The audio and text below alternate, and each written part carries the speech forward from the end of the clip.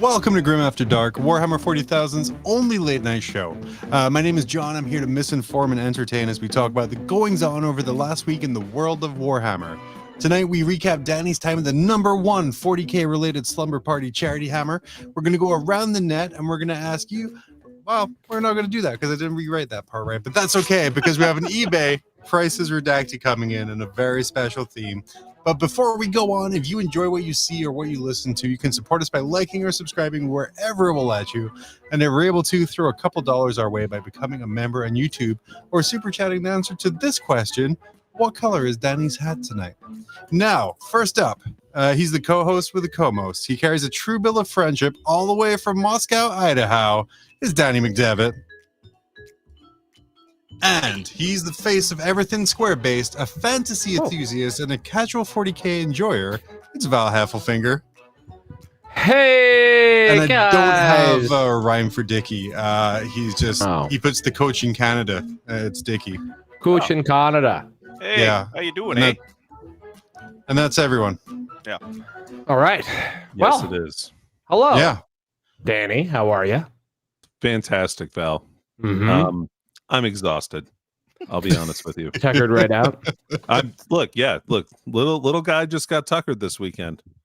Fair enough. You know? Yeah. Well, beautiful. We're gonna get right into talking about your time. Charity Hammer, of course, massive success this weekend, as well as Val. There's some 40K stuff you want to touch on, which is great. By the way, did you like your new rhyme? I thought of that just like myself.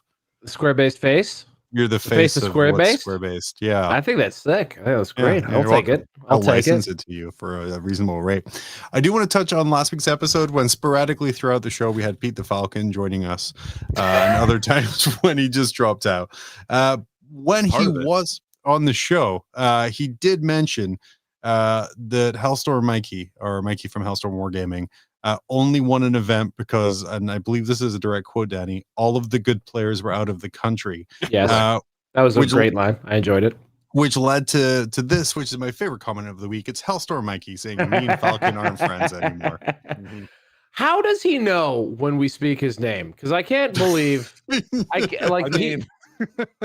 can't believe he's watching every single episode live. Or even afterwards, but when we talk shit about Hellstorm Mikey, he hears about it. Yeah. So I think there's a spy, and the majority of the chat are people on this show. One of the 5 people listening to this right now are a spy. Yeah. Yeah. This leads me into this, and this is kind of a question for the panel here. Mm-hmm. What is the meanest thing that Peter the Falcon has ever said about you? Oh, jeez. Wow. Hold on. I gotta dig deep. You said a lot of mean shit about me over the years. Oh no. I think really the stuff that always cut the deepest was more or less when we were doing our show regularly together. I'd be really proud of something, and then he would always say it's fine. and that just over time just accumulated to like just an emotional scar, really. Yeah, that's true. And then before Danny, we jump to your one here, Val. How does it feel to be the Pete of this show now? Oh wow, Pete of this show. What are you talking about? I'm a positive Patsy. I'm an encourager of your incredible efforts. What are you talking about? I'm critical of the technical direction because I have low self-esteem in that area, and therefore I can only survive by bringing others down. That's fair. That's fair. Danny, you and Pete had many long emotional talks. It was probably when he said he was my friend. That's the thing that he said that hurt me the most. See, you just lobbed one up because Pete's gonna just smash that right back in your face.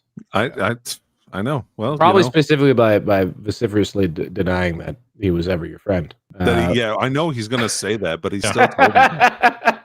True.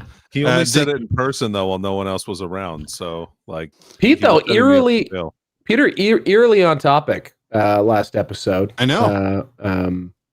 That was strange. I hope he's all right.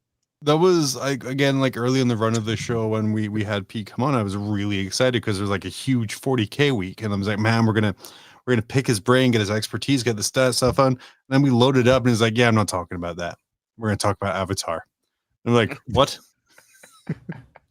Yeah. And that happened. A classic show moment. Dickie, I'm assuming that Pete's been nothing but nice to you, just to kind of really round this out. Oh, he's been a goddamn monster. But I It's love true. him nonetheless, and maybe I love him because of that. But yeah, me and Pete, we've had our moments. Yeah. I will say in his defense that basically every natural disaster in the past 5 years that has beset Canada, Peter has lived inside of. So like he recently, this past weekend, we got hit by a little Category 1 hurricane, and I messaged him to make sure he was okay. And actually, I haven't done a follow-up message to be really sure he's okay. So hopefully he's okay. Did he say he's fine? He said he was going to be fine. His only concern was that he might have to drive to work through the hurricane, and I immediately I wasn't sure that was the wisest call. So ideally he's okay. Who else is going to yell at pilots if Pete's not going to drive through the eye of a hurricane to do it? I mean, he's one of two in Canada, so if he's not doing it, I don't know. There is at least two. If there was a man on this earth who was born to be passive aggressive to airplanes because he's not an actual air traffic controller, but he has to control air traffic, they could not have drawn up a better human than Peter the Falcon to do that job. That's fair. Val, I'm very excited. Before we go into Danny's top 5 charity hammer moments here, you mentioned there were some changes to Space Marines today in a shocking turn of events. What have you got for us? Well, I am aware that there were some changes to Space Marines today. And I believe I saw Gilliman went up in points, and Oath of Moment was changed so it doesn't reroll wounds. And then I zoned out on the chat thread, so I don't know what anything else other than that. Danny, you want to correct a couple things there?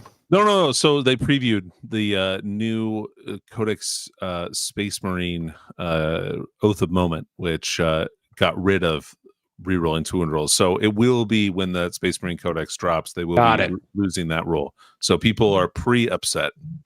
Oh, it's my favorite. Preemptive upsetness. Excellent. Yeah, I mean, like they have no frame of reference. No, granted, it's obviously a strict nerf, right? Like it is.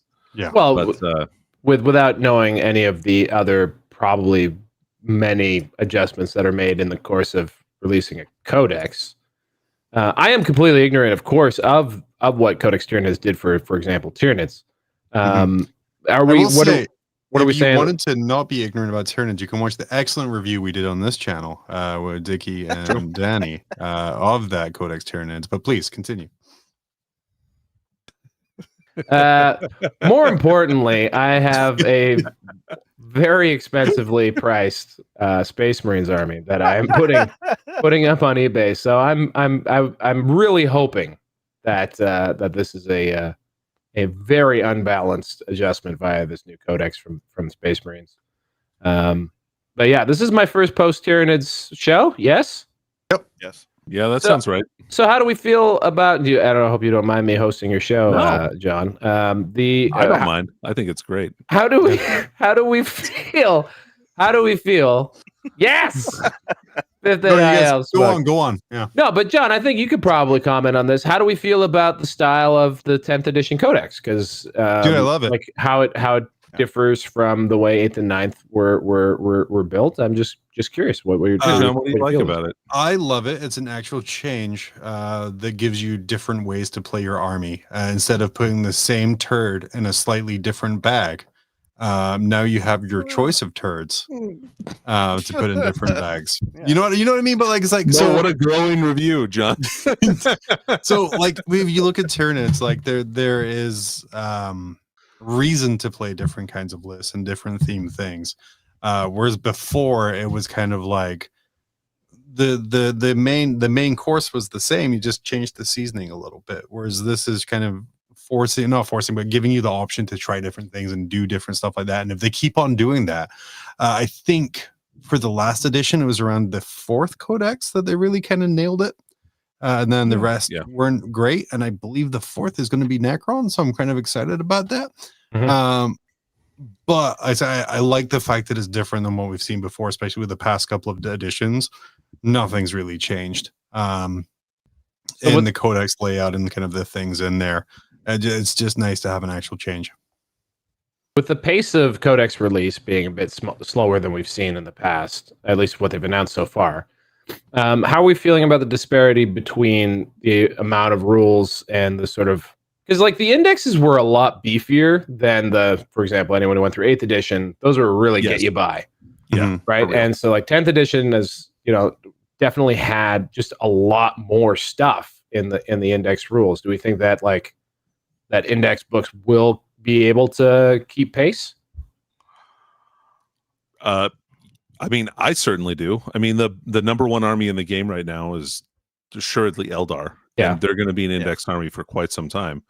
So I think just by dint of that, I think that they're holding up very well. I mean, remember the difference though between 8th and 9th edition, or the 8th and 10th edition release here, because those are the index editions, is that like Index 8 didn't even have like stratagems. Yeah. Like, or that was like a warlord chapter traits or approved relics or any kind of anything, right? It's like, so this is a far more developed release, like you said, Val. So yeah, I think we're in a pretty good place with that stuff. I really like the Tyranid codex. Did we see like the indexes for 8th actually get FAQ'd at all? Because I don't seem to remember them getting like FAQ'd. They for sure did. Yeah, big time. Like Malefic Lords. I was about to say Malefic Lords. Yeah, I had 3 of those guys. I loved those. Yeah, they almost rewrote the entire Imperial Armor releases in errata. Like the errata for the Imperial Armor books were that's just because you can't write a Forge World book. It's fine. It's anyway, just all cool. Narrative. That sounds promising. Next time I resurface in the game will be I believe spring or Codex comes out. Yeah. So that'll be exciting. Yeah. Spring, of course, anytime between April and September. So it'll be right probably about like end of May. End of May, I think. I mean, qualifies. So guys, like consider this though, right? Like it says winter 2023. And so if it's winter 2023, that doesn't end and like that ends in 2024, so it seems likely we're going to get a codex every month. Fingers crossed. Fingers crossed. All right. Moving on, Danny, you did some stuff. You're going to tell us about it. We're going to respectfully draw things to illustrate your top 5. Roll the modified bumper. Top 5 of the week. Cut it, because I didn't make a new one this week. It's kind of crazy one. But good job, Dickie. Got it just in time. Oh, man. Danny, you went to Charity Hammer here, and as Dickie slowly resizes everything to look good for the benefit of the audio listener. Enhance. We are going to be going through Danny's top 5 things that happened in Charity Hammer last week. Charity Hammer, of course, a massive and long-running charity event run out of Mount Vernon, Washington. And this year, earning a ton of money for Child's Play, which is a great charity that really helps kids. And Danny, you are now a frequent attendee at this event. Veritable institution. I've been now. This is my 3rd time, I think. Maybe no, it's probably 3rd time. Yeah. Yeah, it's been really great. It's been a really great experience pretty much every time I've gone. Like they work you though, so like be aware that like the people in there okay, so I got up at 6 a.m. on Thursday, had a couple of law classes, and then drove 6 hours to Charity Hammer, and then I was playing Warhammer until about 9 a.m. Oof. So I think between Thursday and like Saturday, I got about 6 hours of sleep. So like you're going and doing stuff all the time. There's a lot of stuff to do, a lot of games to stream or different activities that we stream there. So really great time for a really awesome charity. Child's Play donates like games to kids who are either in like the hospital or in shelters, so they have something to do. Especially, I mean, that's going to take your mind off of something like a very adult experience, right? Like it's hard to deal with as an adult. I can't imagine being a kid and like having nothing and trying to do that stuff. So yeah, anyway, but yeah, Danny, I asked you in a style similar to Dickie 2 minutes before we're due to go to air. By the way, I need you to think of your top 5 things from this past week of your time at Charity Hammer. Dickie, we want to go very professionally down to the next slide. We can see that right now it just says thing 5. Yeah. So in no particular order, because I don't think that would be fair in this situation. Still being edited by John That's Quennell true. right now. That's excellent. What was your 5th favorite thing, or one of your top 5 things from Charity Hammer this week? Man, great question. It was really fun. Fun was wonderful. had. Fun. I like that fun was only the 5th thing that came to mind. So like, I don't know what number 1's gonna be. It was a really great opportunity to play some games. I mean, what do you want? Like top 5 moments of it? Like, I don't know. What is this? It's not even top 5. Come That on, would be unfair in this situation. Just 5 great things from last week. This is 40K's most notable slumber party. So like, surely there might was there some towel snapping somewhere off camera? We had a great 8v8 team event. That was a really good time. So we had people draft up and do kind of like a WTC style event with members of the various different attendees. And so for some reason I got picked. I'm not really sure what anybody was thinking there. Yeah, that was a terrible move because I played negative games of this edition. So how is that even possible? I mean, thought about it and then I forgot because I got all of your practice games in 7th edition. I don't know how you didn't draw a cock and balls doing what you just did, John. But it's specifically promised not to. Yeah, we promised we wouldn't do that. It was that's impressive. Yeah. So Tim, what army were you playing with? So there's a bunch of different things that they do there. Obviously, it's a bunch of different personalities from internet. Be they, I got to play a game against JT from Play on Tabletop, which was really fun. That's awesome. I also got to play Scott to Winterwilkie, which was a really awesome game. That was during we did a RTT that has like some of the absolute top 40K players in the country. We had Ben Jurek, we had John Lennon in there, a bunch of the guys from the Pacific Northwest that made. There's some meat on that bone. So what happened with the RTT? So where'd you go? How far did you get? Yeah, so I probably won my first game, but I conceded the game because I cheated. It was too much to go back. Cheating. And like it would have been influential and like it was much better for me just to concede that game and let Scott win that game. He totally deserved it. He played way better than me. I played like absolute dog shit. So yeah. Anyway, so that was cool. So once you get eliminated, once you go into a loser's bracket, and when you go into the loser bracket, as it was referred to, if you're going to be one of the losers, you've got to you're allowed to change your army. So okay. Eldar is really fun, but I can tell that like I don't know how to do that as well as I do something a little bit more simple. So have fun playing Warhammer. What's that? I said you don't know how to have fun playing Warhammer. Right? Yeah. I don't know how to play Warhammer. That's the problem. Oh, and so I doubt that. And so I broke out the Necrons. I played that. That was way fun. I got to play Hank Adams as Grey Knights. Hey. I won that game. And then I played John Lennon, and I did not win that game. It was looking good for me like the first maybe turn, and then it was like just not. So I mean, how is that? Because and this isn't the first time at these events where you come up against like really top-notch kind of professional players. And I mean, I know we laugh at the term, but like the sheer amount of games that those guys play, how is it coming up against someone of that kind of, in the nicest way, disparity of skill?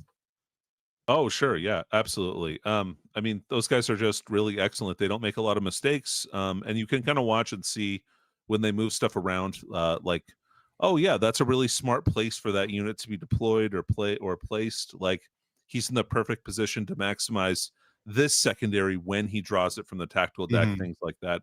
So just like some small little adjustments that you can see, like there's honestly, though people may want to like decry this edition as being a lot more simple, which it is. It's definitely not easy. There's a ton of nuance in like where certain models are placed on the table. I know that that's like the most generic and stupid comment ever, but like if you really look at it, like making sure that there's a model within 3 inches of the center of like the table, whether there's an objective there or not, to deny enemy secondaries, like that kind of stuff, or making sure that your models can walk within 9 inches of various different table corners so you can score that one, and like just making sure that you're in the position to capitalize on objectives when you can, or have the ability to move fast enough to put stuff in those places.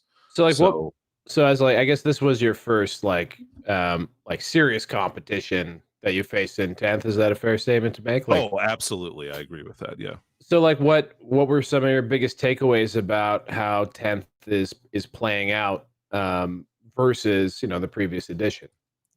I mean, I want to see more. I mean, obviously, I want to play a lot more games. It definitely, Eldar still feel underpriced. Playing 2 games with them and being horrible and like making tons of mistakes and still like being able to win games, is crazy. So there's definitely some issues there still with that army. Unfortunately, it's too bad. I mean, it's like my favorite army in the game, so to see it kind of like still be not fun to play against sucks. So I would so there's that disparity. I can see kind of, I think the meta is going to change a little bit here with the new like data slate, because some of the predators of some of like the weird builds are gone, or like some of the other armies. So I think stuff like Necrons is like really powerful right now too. And Tyranids are really great. There's a bunch of really top tier armies, which is awesome. It seems like with the exception of that one outlier mentioned earlier, Eldar, I think that like we have pretty good parity for a lot of factions, and if some of the factions don't have parity, they're getting a codex pretty soon, which should help. Cool. And now we see also they're willing to make like fundamental rules changes for the index armies. Like you've got Space Marines, which is losing now to wound rerolls on Oath of Moment, which was probably the most powerful ability that book had. And they're willing to do that for these new codexes that are coming out. So yeah, I don't know, pretty cool. It's exciting. It's an exciting time. I can't wait for more codexes to come out so we can see additional options. Yeah. Number 3, what we got?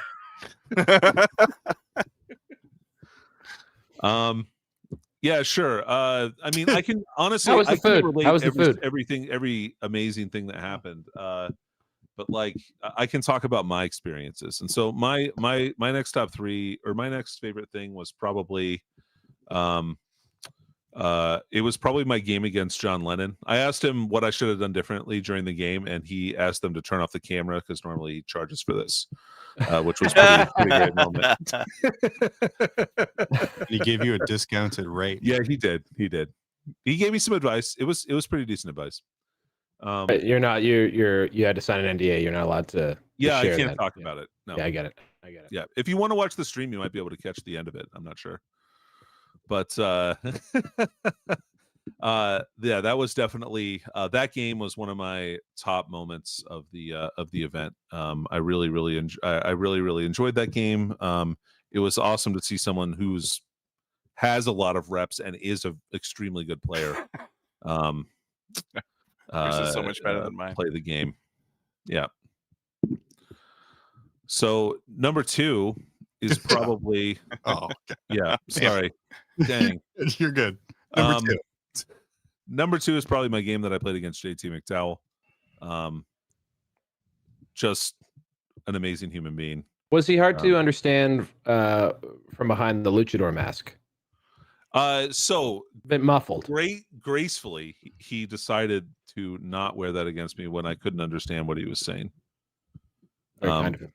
Yeah, he was a real. What a guy, man. He's a guy's guy. He's a guy. Just true Warhammer guy. Super guide. Yeah. Just one of the kindest people. Really, really good dude. And his army's really cool, and he let me borrow it to play my team game. So that was pretty dope. So really great moment. And he talked about his balls a lot. He does. It's over one the of his turn. favorite Yeah. topics. It is, yeah. Hit What? that and his Muppet penis. His second favorite so- topic. Well, when it's all stuffed into that lycra all the time. I know. like Well, it's- hey, look, things happen. Have you ever had a rug burn on your dick? I mean, I can't imagine what that's No. like on that wrestling mat. JP, John, what JP. is a wrestling mat made of? What's the surface like? It's actually foam padding underneath a canvas tarp on Okay. top of just 2x4s or 2x8s. Okay. All right. Yeah. How And much then just- foam are we talking? Are we talking like? Like a half inch or so. Oh, okay. All right. That's actually where battle foam comes from. It's There you used go. wrestling foam. It Just is, use yeah. wrestling That's foam. why it smells like cancer. Mhm. That's why, or maybe that's Frontline. Their foam in their bags. Maybe it's used from used wrestling foam, which is why I can't buy anymore right now. It's really hard to come by. Yeah. Thanks to Frontline Gaming for sponsoring our show. I've actually been thinking about that lately. or We should someday, probably yeah. We like should probably tally bill up with them. Yeah, we have not invoiced Frontline Gaming since we left in February. Should get around to that. Yeah. Yeah. Anyway, Hoping the we number had some one moment finance guys on the show. of this event would be the money that we raised for the kids. So we raised. Yes, I was going to almost whisper that, but you did it $48,000. yourself. I know. Yeah. Hey, look, it's the lessons and the friends that we made along the way. And the money made for the And the money kids. that The was made for kids. kids. Yeah. So, how much did Charity Hammer raise? If people weren't already aware, Over $47,000 Wow. US. That's crazy. What was the previous number that they hit before? A little bit over $40,000 was 2 years ago. Wow. That is like a not insignificant amount of money. No, it's a lot of cash. Yeah, they really did a good. I mean, this is a lot of money. I mean that's got to be like close to the median salary of workers in a lot of states for a year. So Before tax. imagine that. Yeah. Mhm. So Wow. it's more money than this guy makes in a year, mainly because Val hasn't built Frontline. Well, it's store credit. I mean, you're not feeding the kids with store Yeah. credit. My landlord could pay $40K. You don't know that. That's possible. but yeah, great charity. There was some people that really did some amazing donations, like they matched donations. There was a couple of like $3,000 donations that did that, and then there was a guy who had donated, I think, like $6,000 or $7,000 just to War Games Live, who also donated their proceeds from this weekend, I believe, as well to the charity. So that was included in that total. So Awesome. yeah, really great. Another great event, another great Charity Hammer, always a good time. I believe all of the streams are still up on War Games Live. You should definitely go check those out. There are a couple, I think, feedback from our Discord, Danny, of showing how powerful Eldari is as an army, based on the fact that you, with 1.5 hours of sleep and negative games of 10th edition, kind of did really well with them. Yeah. Which I don't know how to take that, but that's okay. It's all a good time. It's okay. Paul's just jealous. He was kind of my nemesis for the weekend. He was often the stream host. Does he would still have the constantly weird talk card shit that to me while we hums? were playing. What's that? Does he still have the weird car that hums?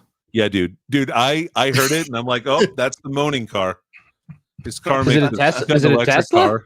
No, he Yeah, has. it makes this weird like moans kind of sound. It's a not Tesla. even a Tesla. It's like a weird electric car, but like when it's driving up, it's like, and you're like, Yeah, it sounds like moaning. I don't know Yeah. when that happened, but like I guess it's important that electric cars make noise because people who are like unsighted and exist in this world and they need to be able to hear if a car is coming.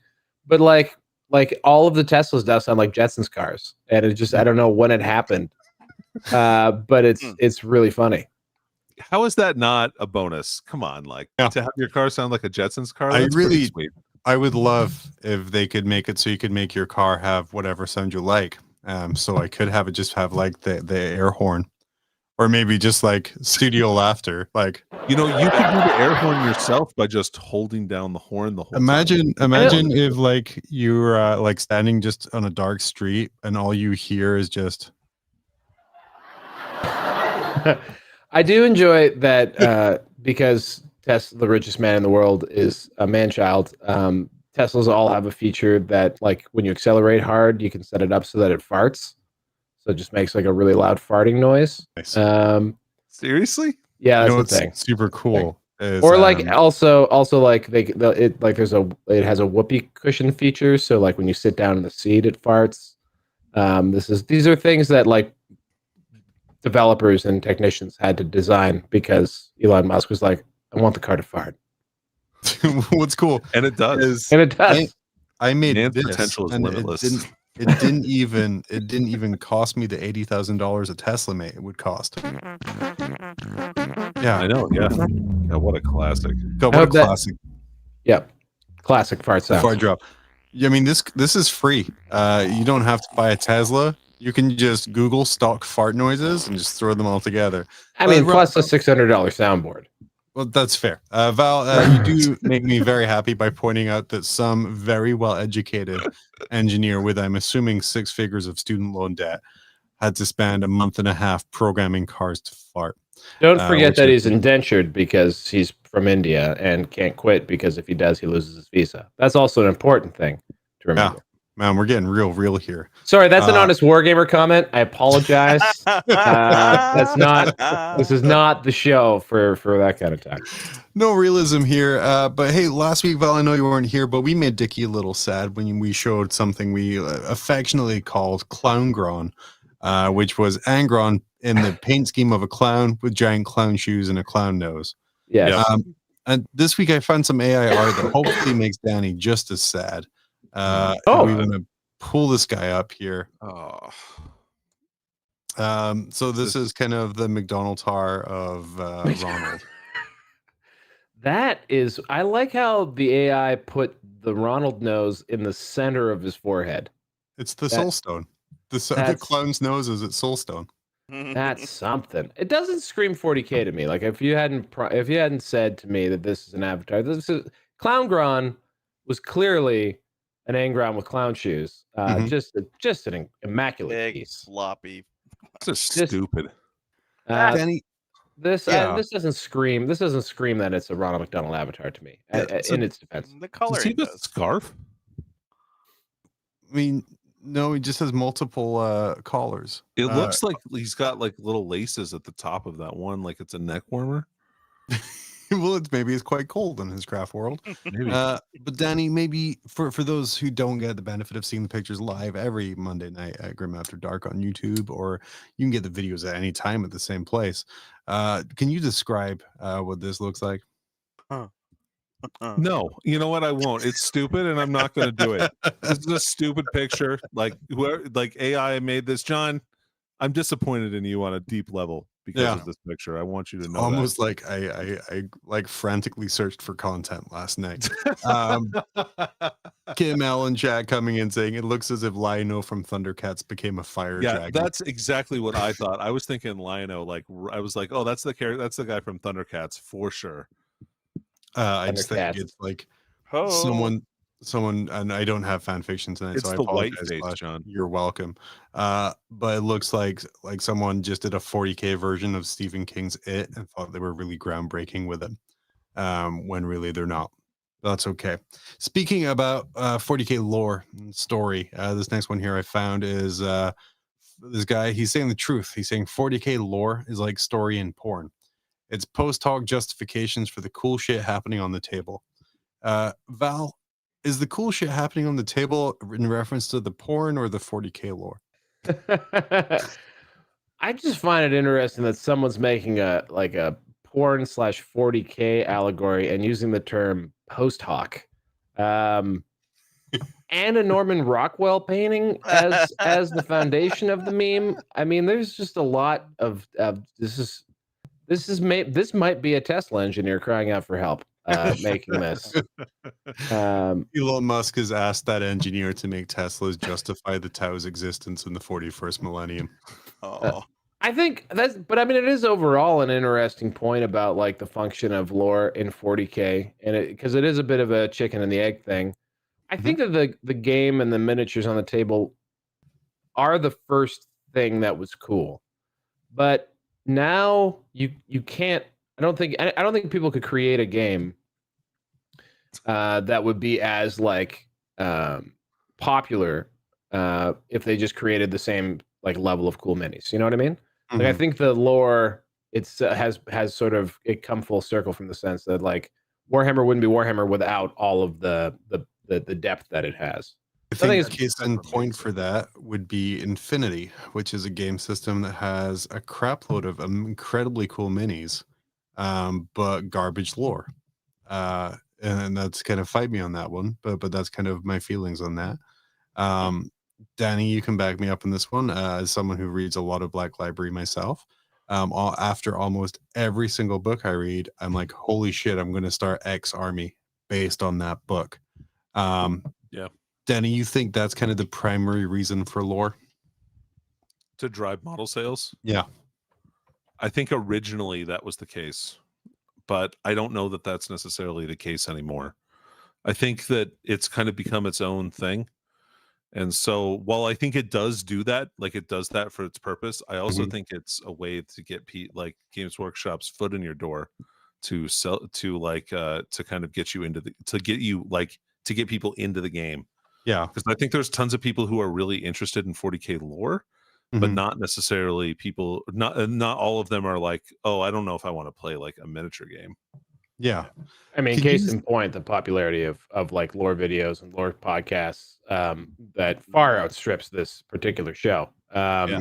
It's wild. Like lore, I would say by far and away would be the most popular sort of genre of 40K content out there. And I think Games Workshop, that's like they're cultivating that on purpose because that's the next stage. That's the next stage of their evolution, I think. And they're making that IP work for them. So yeah, for sure. And then also like 3D printers can come all they want, but as long as they come often and they come hard. Sometimes they're very brittle and they can't stand up because of poor quality. So brittle. But that doesn't necessarily matter if they're producing kind of this quality lore content. And we've seen like over the past 2 editions, like I feel anyway, an increasing quality in the books and the novels that are coming out. And just the money they're pumping into the audio versions even is phenomenal. And that's something you can't really 3D print because again, I've spent a lot of time looking at fan fiction. It's all bad. There's very little that's actually good, if any. But Val, you do bring up a great point about how a lot of the most popular content surprisingly isn't our sarcastic little show live on a Monday night on YouTube, but is like lore based. And this comes up to this guy that I saw on Reddit, which was a PSA to all new players. Most of the stuff you see on YouTube and TikTok is not canon. And not, by the way, all capitals. TikTok spelled like a clock goes and not like the Chinese spy company. So that's not the right canon, I don't think either. No, it's a single L, but that's okay. The point I'm sure is in here. After a recent flurry of misunderstandings and bad takes, I think we should take the time to let new players know that most of that stuff is either conjecture or blown so out of proportion with it's almost facetious. Did G-Man have sex with... And do orcs keep the emperor alive? I'm not saying don't watch fun, entertaining videos online. Go ahead, and we all need a bit of levity. Wait, I'm sorry. Is he trying to say that G-Man having sex is levity? Anyway, I'm just saying don't take what it they is say fun as gospel. Stuff like TTS, Adept, Ridiculous, and Major Kill are there to be funny, not informative. Disagree, but okay. Have fun with those channels, but never take what they say as fact, because 9 out of 10 times it isn't. That's fact. I like that part. In the science fiction universe. What struck me in this was I think we should take time to let new players know, almost like after you buy your first GW box set, there's an orientation day where you have to show up and you're told these things by like little grognards. But Val, you let me know of like the Adeptus Ridiculous podcast. And Danny, we watched TTS before. What do you think when they're saying here, like, don't take it as gospel, that other stuff? I think I was TTS. thinking they were saying tabletop simulator, and so like I was like, well, that's not supposed to be funny. But What then is I when I got play it? text to speech. It took me just a moment though to realize that I was an idiot. So yeah, yeah. Why would you take them as anything else? Mm-hmm. I don't know. I guess. I mean, I feel like Adeptus Ridiculous probably tries a little harder than just being funny. I think they do Sure. try and do like overviews of lore. I mean, and are immensely popular for it. And I think like having some humor and levity and fun with your hobby slash, you know, the lore and the system behind it, I think is totally cool and awesome. I guess this guy's just, you know, like misinformation is a problem on the internet. And you know, this guy is just he's looking out because I'm sure he's flagging these things on YouTube as misinformation and false. But I'm sure that YouTube engineers like goddamn first just parts know this. Someone in the Philippines just doesn't have time to read 100 Horus Heresy novels to fact check these things. So that's why these sentinels of the lore are standing by to make sure that you're not you know, not getting the COVID vaccine. Danny, Thank you're you. And you're pretty dialed in with the lore and kind of where it is. What is something that's true in lore that you really wish was just a made up awful thing? Are you asking me? Yeah. Dude, I am not dialed into the lore at all. I barely read new 40K books. Like I haven't read a 40K book in a long time, to be honest with you. Like this guy right here, who probably last read a 40K book about 8 years ago, I would assume, based on this. Yeah, that sounds correct, John. Yeah, that sounds correct. But yeah, what is something that is true in lore that you wish wasn't? Geez. Oh God. Oh man, okay, never mind. I just thought, you know, we used to do a series on our old podcast Mob Rules called The Worst Character in 40K. And so I could think of so good, yeah, like, and they're on our channel if you want to watch them. Some of our best content, I think. We still not get humble comments brag, on it. I don't know why, but yeah. Anyway, Thazar the Necron pirate, that guy sucks. No, he has to stay. Like, he is phenomenal. No, he's not. He's terrible. Now I need to have a Necron pirate model. Listeners, viewers, send one to me. We had a viewer send me this cool custody with a mop bucket. I now want a Necron pirate. So shout out to the chat because they nailed mine on this, which is Primaris Space Marines, which GW is taking out of the game, but I guess they're kind of woven into the lore too deeply to retcon. But yeah, Primaris Space Marines are the dumbest. Or here's a weird thought: just regular Space Marines, non-Primaris. Well, that's a bit tricky, John, because they're kind of important as far as Warhammer is concerned. But from what I understand, the Adeptus Ridiculous said that they're not needed, and it's all Primaris Space Marines anymore. So that's all that matters.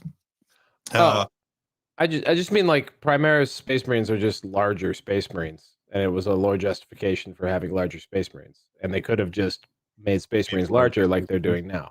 It is more than just being larger, though. They have 3 new organs in the lore, yes, but on the tabletop, no. Like you're on the table, modeling them wrong if you're giving them 3 less organs. They do have different keywords still. All right, guys, look. I'm just saying, Val. I'm just saying. I'm saying there was a whiteboard session at GWHQ, and they're like, right, we're gonna people want true scale Marines, we're gonna give them true scale Marines. And then someone in the back was like, whoa, people are gonna be upset about this. Those Marines are taller. They need to be something else. And then they were like, what if they're Primaris? What if they have to cross the Rubicon? And then boom. And boom. Yeah. Val, how happy or sad are you going to be when keywords and stratagems are added to Warhammer Fantasy: The Old World? Keywords especially are fucking so essential, and it's hilarious playing a game that doesn't have them. Although I will say Fantasy's pretty good about being clear about what rules refer to. And at least they have universal special rules in Fantasy already. Yeah. And the vibes I'm getting from the developer diaries is that it's it is going to be it won't be just fantasy again. It's going to be like a game that fits in with the style that GW has been making its games. So yeah, I'm all for it, man. Like rules clarity is always a good thing. And there's some arcane shit that happens in fantasy for no reason. Yeah. But like fantasy is written in the like previous, people who don't know this, like before 8th edition, like rules were written in the method, in the style of someone at a pub explaining to you how the game works. And that was not conducive to clear rules writing. That being said, though, I think 8th edition doesn't have many murky interactions. It just has some stupid ones. It has some dumb ones, but like 7th, like its contemporaries at the time, like in 40K, so 7th edition, 6th edition, were like there was just interactions that didn't make sense, like just didn't have an answer as they were written on the page. That doesn't happen as much in fantasy. Fantasy is actually written a little more. It was a extremely well written game, right? Yeah. Like I mean, for what it was, and for Games Workshop especially, it was a very well written game. Yeah. Thanks, Matt Ward. Moving on from the best possible demon codex of all time, or demon army book of all time. This poster on Grimdank asks, which Primarch would have benefited the most by smoking a blunt every so often? With a picture of a very red-eyed Perturabo. Oh man, that is see, now that is a quality lore related question. That the previous poster just did not. I don't think Josh needs to see this picture, John. As the last poster said, this is not canon. I don't believe Perturabo lit up a doobie. No, he did have a cannon attached to his arm. Benny, did you want to point out anything about the angle of the arm that was photoshopped in front of it there? I know how you like to kind of be very specific about things like that. One thing I'd like to point out here is how much a person's thumb looks like a big toe. That's a big toe. Actually, I think that might just be between someone's. It might be in a toe. Yeah, that might be a foot blunt. That's true. Classic foot blunt. The old foot blunt. Throw it in the claw. Just to show that we're not going to be demonetized, I just have to block out the offensive thing there. I think it's got to be Doran. What? Thank you. Perfect. Oh, very nice. I really need to read a Wikipedia article on the Primarchs just to get an idea of their tropes. Yeah. Because I mean, I don't know about you guys, but at some point in my 20s, weed just turned on me. So it made me more paranoid and like heart racy. So we got Horus, like a more paranoid, more heart racy Horus. Like I feel like if anything, it would have the opposite effect on some of these guys. You never know how it's going to be taken. I mean, are they hitting that sativa, or like you never know how they're going to react. Look, I don't think I'd want Conrad Kurz to be smoking anything, to be honest with you. You would just do the Nicolas Cage. What if we just took their skin off? Funny? I think that would be funny. Follow-up question to this here is, which Primarch is an alcoholic? I don't know why, but Dorn just came to mind immediately. Dorn? Lorgar. Yeah. He seems like he's easily addicted to things. That's true. Dorn just feels like a dad to me. Is that fair? He just feels like an overbearing dad who drinks too much and builds things. Yeah, Sherman Messer in the chat. It's Russ. I mean, clearly. Oh, yeah. Okay. He's not an alcoholic. He just has a drinking problem. It's fine. Boys, it's been a while since we've had a bunch of people yell at us for something that we had no help in creating whatsoever. So I found this guy here on Reddit that we should talk about. Danny, what are we looking at? All right. So at the risk of starting another thing, we did not draw these pictures. It's really important that I say that right now. Dickie's not going to make a short. It's fine. We're good. Yeah. Oh, I'm totally making a short. You just edit that right out. Yeah, this is a wobbly balloon man. What a bad drawing of a person to like that. That's not even how. Well, I think they're going on this pretty. So basically, we have an illustration here of a Space Marine. Yeah, and in this illustration, the size of the Space Marine's head is maybe a little small. and then the person has then extrapolated the size of the humanoid body beyond that head, and had to guess at what the dimensions would be, and it looks like an inflatable balloon man. Yeah. That's true. There you go. It's Great actually description. Dr. Otto Octavius on the far right there, Okay. as his tentacle claws are lifting him up and off the ground. Do you know that your hand doesn't actually have to go into the power fist? I just like to point that out, like, so as he doesn't have the one crab arm like the drawing depicts him having, I think. Also, since he's walking, like they've decided to like use that as a justification to like bizarrely stretch out the limbs and make it look all like he I has. like how even though his right leg is like a good 2 meters in front of his left leg, they're both the same size in the red Right, drawing as exactly. well. Yeah. Yeah. Beautiful. Quennell, don't lie, they are like mittens. All of my power fists are like mittens. They keep you warm and cozy. That's right. I think really the issue here is that the illustration, like if we looked at a Primaris Marine's head, I think the body would be much less deformed if it was proportioned correctly. This is what Whereas this particular illustration perhaps missed the mark a little bit on the Space Marine's noggin. this is actually what regular Marines look like in new Terminator armor. It's just a little too big for their little bodies. So they have to get all Slender Man. Yeah. Moving on, we have the prettiest Marine. Danny, Val. Oh hell yeah! I need from you guys a chapter name, a battle cry, and what their battle tactics are. My first question is, why is that chain sword not a rolling pin? Mhm. And also, actually, Danny, maybe for the audio listener, what are we looking at here? Well, say that one more time, John. For the Sorry. audio listener, actually, what are we looking at here? All right, so what we're looking at here is a brightly painted pink Space Marine, lovingly converted, with a pink frilly dress, an apron.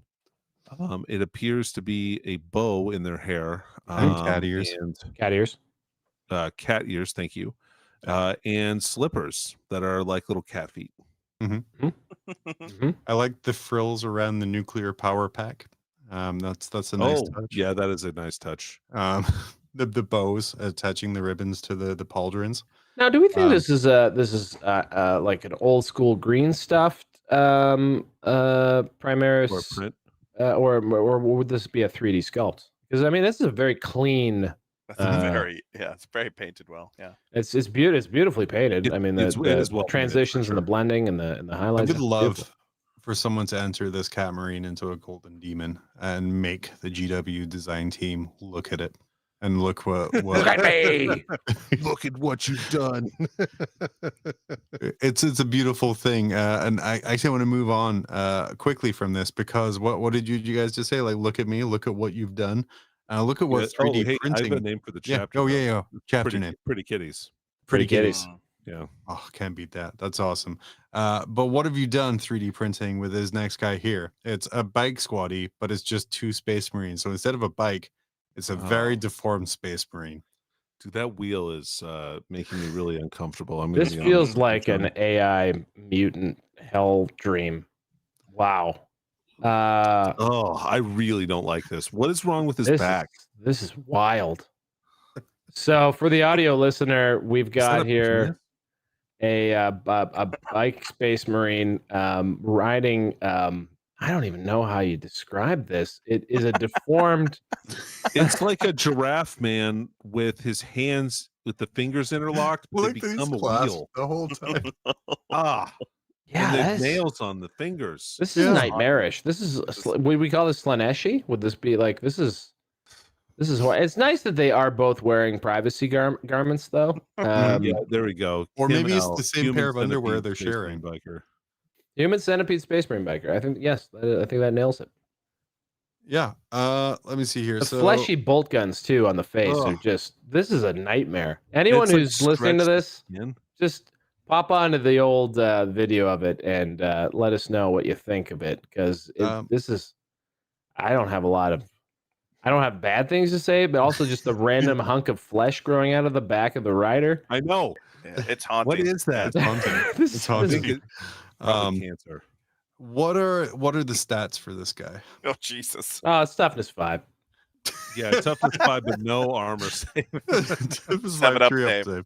Yeah. Maybe a feel no pain. Beautiful. We're gonna skip past the next part. We can get to the fun Photoshop stick you did like another week.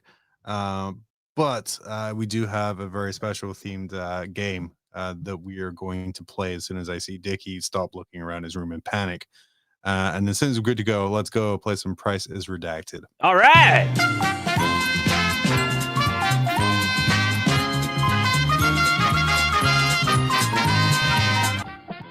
Yeah, Price is Redacted, Danny.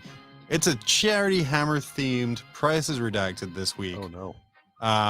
In the most positive way. I know I'm a negative Nelly, but the amount of money those guys raise for kids means there's no way you can make fun of it. But welcome to the #1 Warhammer themed, legally a parody, Price is Right themed podcast based game show. Price is Redacted. This week is themed after Danny's exploits at the weekend at Charity Hammer. These are all items that have been sold on eBay and have been denoted as benefiting charity. Okay. These items clicked the box, said part of the proceeds will go there, and had a percentage of their sale automatically taken out and donated. So these are all charitable items that were given out here. I definitely never click that box when I sell things on eBay. Let's continue. Perfect. And then just an example here. This is how some people react to charity. We didn't go forward quick enough, but that's okay. We're going to keep going with our first item. We have a beautiful Warhammer 40,000 Chaos Knights army. Not only is a converted tyrant, but it's 2 despoilers and also just a couple armigers painted a really muddy color. Its photograph was taken on a beautiful piece of 2 pieces of paper. Looks like in a little spray paint box. It was sold in the UK. The price is in dollars. Chat, Danny, Val, even Dickie, who is unaware of the price here because I have the power of the box. Yeah. How much did this army sell for to charity? So to be clear here, this was sold in pounds, converted to US dollars. I mean, that's tricky. Well, no, it's the number it gives me is all in US dollars. I only deal in dollars here. Okay. All right. It's the official currency of Grim After Dark. It is. It is. Greenbacks. $1. What do we who's leading off here? I'll go first. I don't care. Let's see. I'm gonna guess this is trying to be sold for $350. Oh wow. No, so this was sold. So you think it was sold for $350? It was sold on September 10th, 2023 by GamerForge with a 99% positive rating. I mean, I'm gonna have to say this was at least $500. Oh. 500. Dickie. No relying on chat this week, buddy. I need your they're answers. not saying anything. 360. You fuck. Yep. I was gonna do something like that, but oh man, I was so close.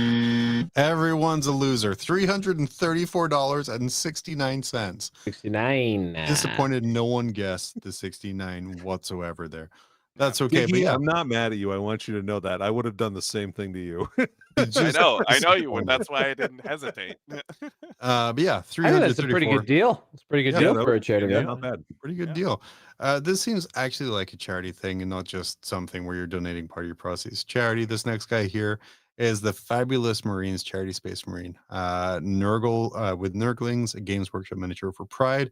It is carrying a Pride flag, and all of the Nurglings are the color of the Pride rainbow. How much did this sell for? I would say paint job's real nice. Conversion job, real nice. What are we thinking here? Question. Yeah. Is this painted by anyone famous?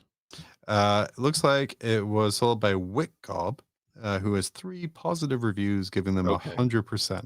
So no. Who is leading off? I guess I'll lead off. Yeah. $40.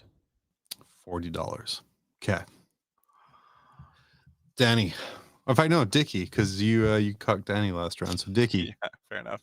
How much you paying for it? $50? It's charity, right? Yeah. Yeah, looks like for a good cause, Danny. Yeah. How much you paying for this one? $69, John. Oh yeah. Nice. Yeah. I mean, the right answer was $1, but let's see what happens. $162.50 for that one. Nice. Good You know job. Danny what? was correct while also being the most comedic of all of you. I think we all revealed just mastery right tremendous there. lack of faith in our community just now. Yeah, we did. That's good. I'm pleasantly surprised that got $152. I will say. Yeah, absolutely. That's And great. definitely wasn't just a random cash grab of some old box set you throw up and just say, yeah, it's charity. Someone will give me an extra bit for that. Sort of like this next guy here, which is the Warhammer 40,000 2012 Dark Vengeance game set, which was sold on the 10th of August 2023 by Loris One and 99.4% rating.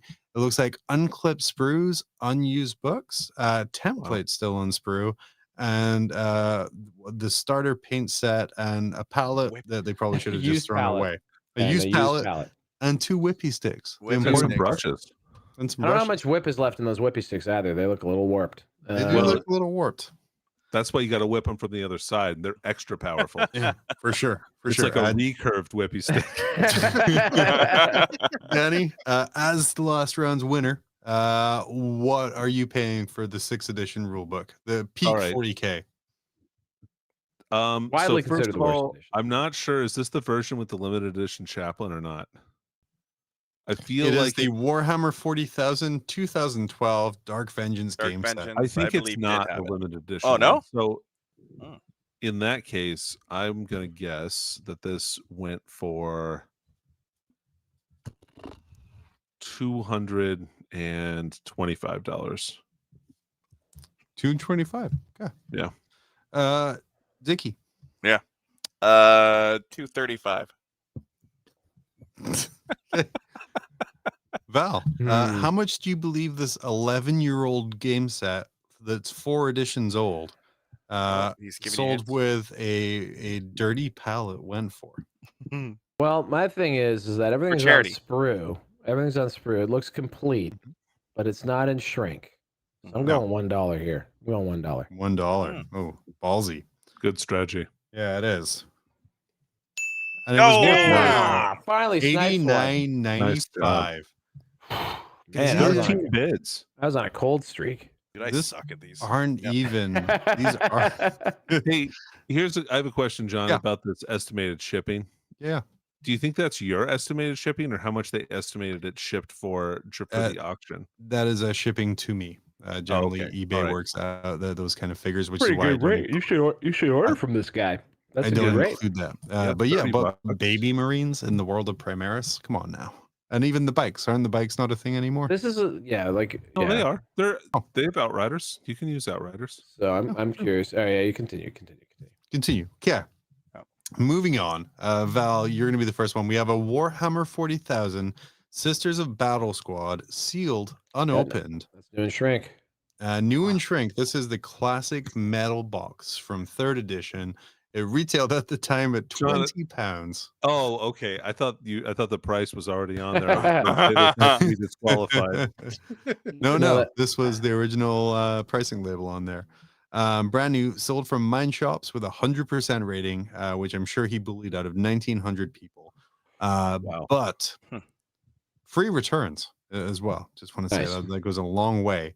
But Val's the winner of the last round. How much are you paying for 1, 2, 3, 4, 5, 6, 10 10? Battle Sisters?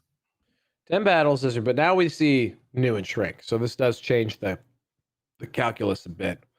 I'm going to say this went for $100. Whoa. Oh, 100. Dickie, I'm going to say 80. 80. Okay. Danny, $1.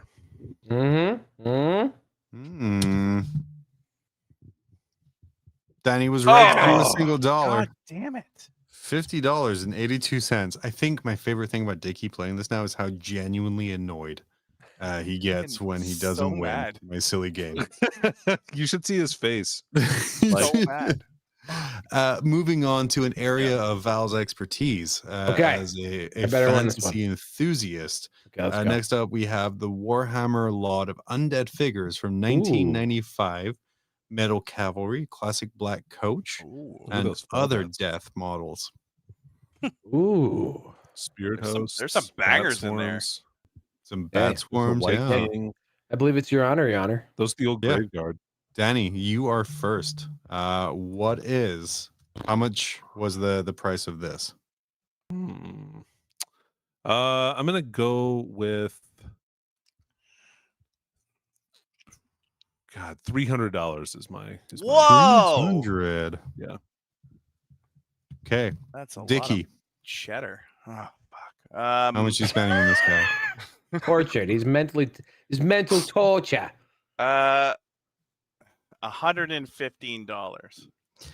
115. The reason I leave you for last, Val, is because, like I said, you do have a pretty good knowledge. Seen this before. Yeah. Actually, I haven't this is when seen we this find out before. this is actually Val's sale that he's just running through Rob. No, I actually have not seen this, and I actually have a Warhammer Fantasy vampire counts. I guess maybe I missed it because this says undead. That's literally probably why I never saw this. Yeah. How much is this? I mean, 300 feels pretty good. And what? High. And then Dickie went with 100. 115. 115. Don't forget that $15. I'm gonna go with 116. What? 116. Son of a bitch. nice. How's it feel, Dickie? Oh! $353.29. Danny nailed it. Damn, I'm good. Damn, Making Danny once again the winner. Nailed it. 3 points to Danny, 1 point to Val, and Dickie. N'importe. No, you called it though. You were like, "Yeah, $300 feels good." It did feel good on the whole. Yeah. Why did you go up in the 300s? Because every time I just got snake bit, I keep going way too high, and then it's just 300 felt about right. I mean, it really did. What can I say? Crazy. Beautiful, guys. That's everything for tonight. There's no Abby this week. Real life got in the way, but that's okay. Because it wasn't very good when I wrote it this week anyway. So it gives me a week to refine, to repair, to make it better. Writing is revising, John. That's true. It's true. I think I read that somewhere. I probably should have done that for the first 5 episodes, but that's okay. We're going. We're going again. Thank you everyone for joining us. Danny, thank you for your recap of Charity Hammer. Val reminding me that there was changes today in the world of 40K. Dickie, another wonderfully produced show. We'll get you. What is something that you love that we can do a Price is Right for you? Is it porn? You like your porn sounds? Do you want me to do like vintage porn? Vintage porn DVDs? I've had no idea how much those would be. You just keep doing. You're doing a great job, buddy. You keep doing that, man. That's why I love you, Dickie. He's just Well, I think by next show we should have. I should have some sales on the board from my great Warhammer clear out. Things are going well. Val is having a clear out on eBay, and we're going to be doing a special Prices Right where you get the chance to decide the price because he's going to ask you to bid on all of them. But thank you everyone for joining us here. We should do this just by asking price, because they will all be like, when you see people get upset about people's asking prices on the internet. I plan to drive 20% of that traffic for the next 2 or 3 weeks. Yeah, that's all good. You're gonna it's gonna be a brand new segment called The Price is Ridiculous, and we'll just make fun of you for what you're asking for. It's perfect. That's goddamn right. Amazing. Guys, find all of our socials and ways to support us at grimafterdark.com. We're going to be back next Monday live at 10 p.m. Eastern-ish. And if you can't catch us live, check the recordings available 24/7 on YouTube or wherever your good podcasts are provided. Remember, when life feels like a never-ending siege and things can't get any worse, you just spent an hour with us on Grim After Dark.